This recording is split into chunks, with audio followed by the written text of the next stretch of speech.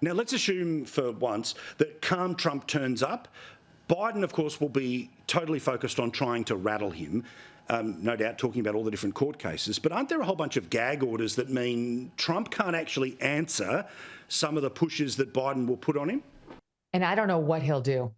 If Biden sets him up for that moment, advertently or inadvertently, and I don't know that it would be a good idea, because I think if there are 1,000 newspaper articles written about how Trump wasn't allowed to respond to that because of a gag order, people will be sympathetic towards Trump.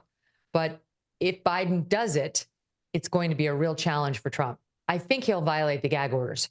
I think he'll just say, I'm going to answer this. The presidency is more important to me than some slap on the wrist. But the problem is that slap on the wrist in New York would come from a judge who right now is considering whether to put him behind bars.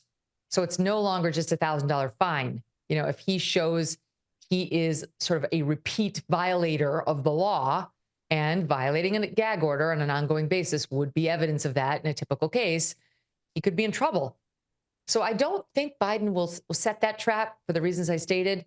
But if he does, I think Trump will let his freak flag fly and have at it. And it's going to be an electric moment, too.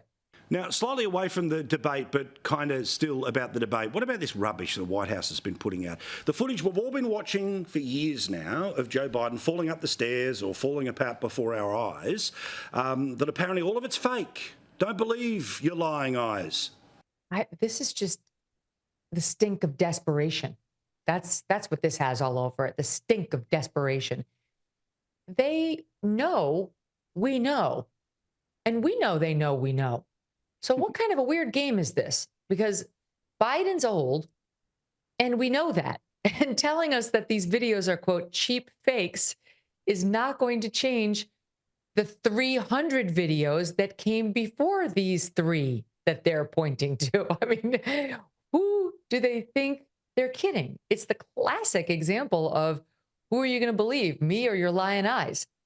And I also think it has another problem to it, which is Trump's side and the Republicans have been getting hit fairly for setting the expectations too low for Biden going into this debate. That if he can stay upright for 2 hours now, it's a win.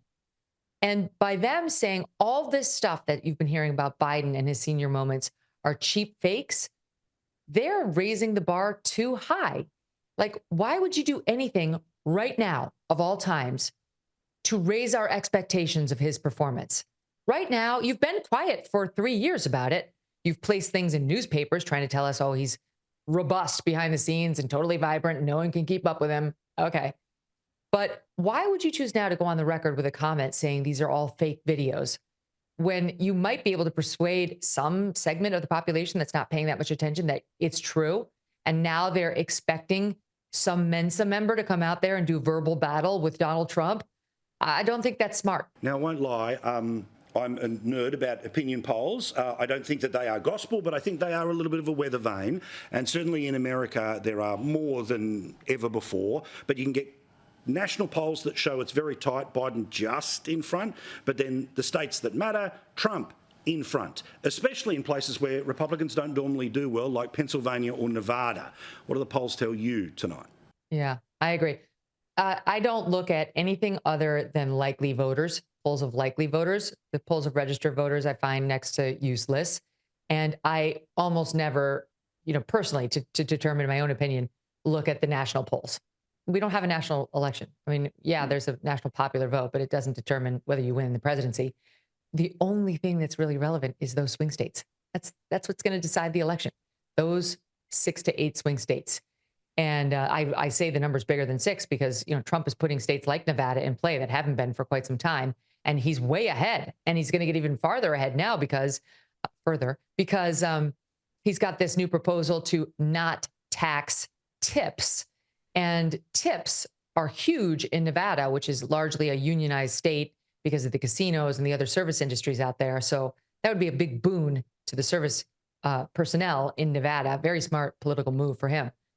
I do think we get ourselves excited because it's the only clue we have. It's like when a jury's out. If they ask a question, it's like, oh, a chance to read the tea leaves. I get to know a little bit about the verdict before it comes down. This is exciting, and I want the answer so badly. So that's why the polls are interesting. But, believe them and place bets on them at your peril, because at this point in the lead up to the 2016 election, Hillary Clinton was leading Donald Trump by almost 6 points. And we all know how that ended. See you later, Megyn. I can't wait for your version of the Not So Lonely Planet travel documentaries. I'll be first in line to watch them. See you next week, mate.